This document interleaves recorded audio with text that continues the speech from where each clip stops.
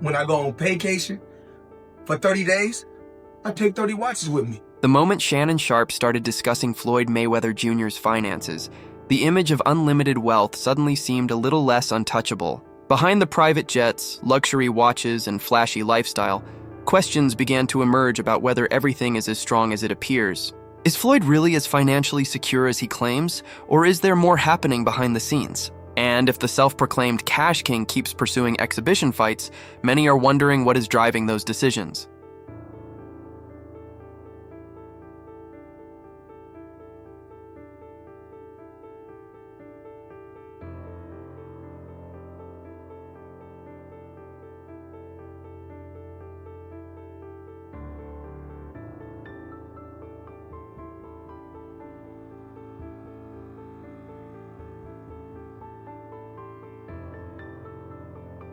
Water with the IRS. He's not going to garner a lot of sympathy from people because of the way he acted and the way he carried himself. But it's wild to think when you make that much money, Most people believed the money nickname would last forever.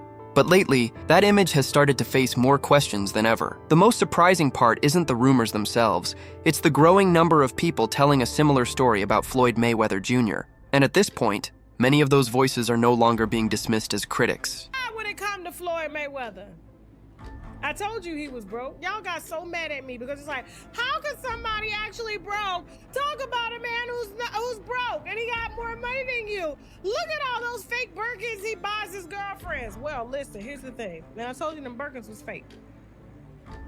First of all, you cannot go buy 20 Birkins at once that are all the same size. You do know that, right? I couldn't even say the name at first. Remember I used to call it a Herm's bag? And then they started picking at me and I was like, it's Herm. Because I'm just not into buying things to be noticed. For years, Floyd Mayweather's image seemed untouchable. Private jets, luxury watches, and stacks of cash were all part of the lifestyle he proudly displayed. It wasn't just about being wealthy, it was about creating an image of complete financial dominance. Mayweather wanted the world to see him as someone with unlimited resources and total control over his fortune. Now that Mayweather's broke right now. His spending has gotten so out of control that this is why he's coming back again. Oh, absolutely. But I've been knowing that. Oh, you've known that? Of course. Explain. Of course. Huh? Explain. Well, I mean, even in all those expeditions that he's been doing, Floyd was doing shows for $26,000. You know, when Floyd fought Shane Mosley, I called Floyd and I was like, one of the casinos want to give you $150,000 for a 15-minute walkthrough.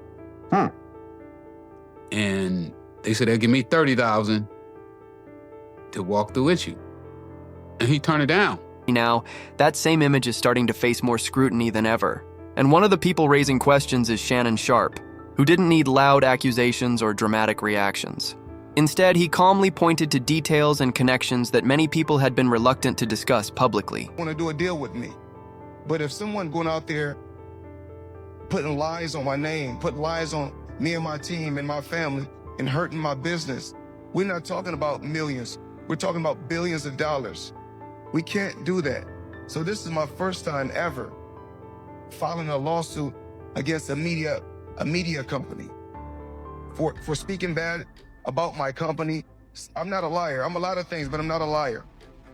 I work hard to build my name, to build my reputation, and I'm not gonna let anyone go out there and smear my name and talk bad about me, talk bad about my family, or talk bad about my companies.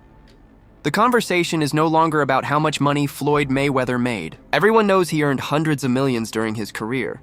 The question people are starting to ask now is how much of that wealth remains. Once that question enters the discussion, everything begins to look different. The exhibition fights that once seemed like easy paydays now raise new questions. The constant travel around the world no longer looks like complete financial dominance to some observers. Even the choice of opponents has become part of the debate. Critics argue that what once appeared to be smart business now looks more like an effort to keep a massive lifestyle running. After all, maintaining mansions, luxury cars, private travel, and other expensive assets requires a constant flow of money, making that lifestyle costly long after the big paydays are gone. First of all, his manager ran off with all of his money. He's suing Showtime for giving the manager his money. Over $300 million. This man made over $1 billion in his lifetime, okay?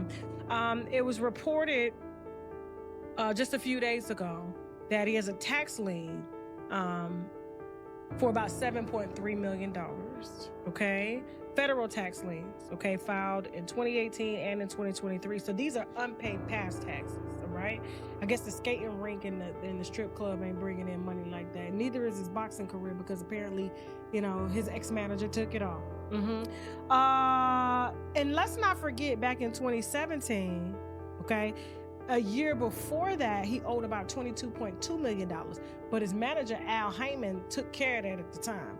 When reports about lawsuits, unpaid deals, and questionable business ventures begin to surface, they stop looking like isolated incidents and start looking like part of a larger pattern. Questions about Floyd Mayweather's finances have lingered for years, and the speculation has only continued to grow. Amir Khan added to that discussion by publicly questioning Floyd's motives behind certain high-profile moves and appearances.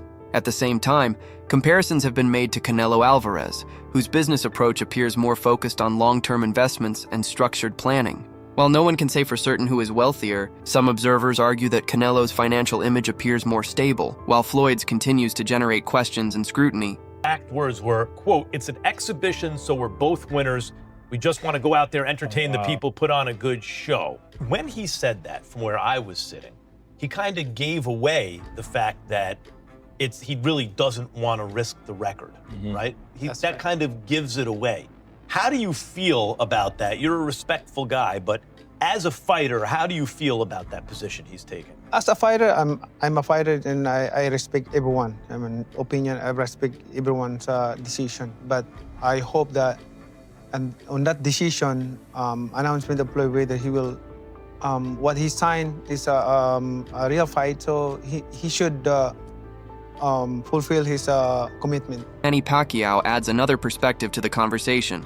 Having shared the ring with Floyd Mayweather in one of boxing's biggest events, his comments carry weight. When discussing exhibition fights and returns to the ring, Pacquiao has suggested that money is often a major motivation. At the same time, younger fighters like Devin Haney represent a different approach. While Haney has praised Mayweather's skills and influence, he has also emphasized the importance of building a long-term career and maintaining financial stability. Meanwhile, some fighters who were once closely linked to Mayweather have gradually started creating their own identities and brands, choosing different paths as they move forward in their careers. Later, he's running around with one of my guys, Link, from Memphis, and he's doing parties for $26,000, $30,000. So when I see him doing that, I'm like, Floyd doing a party for $25,000, $30,000? Something wrong with that. And this was like 6 years ago. I mean, look, Mayweather broke is not our version of broke, right? Me and you being broke means we're really broke. Mayweather broke means that, okay, he may have to sell off one of his homes. He may have to sell off a few watches. Well, they saying in New York, the guy that he was getting an apartment from is suing him for that apartment.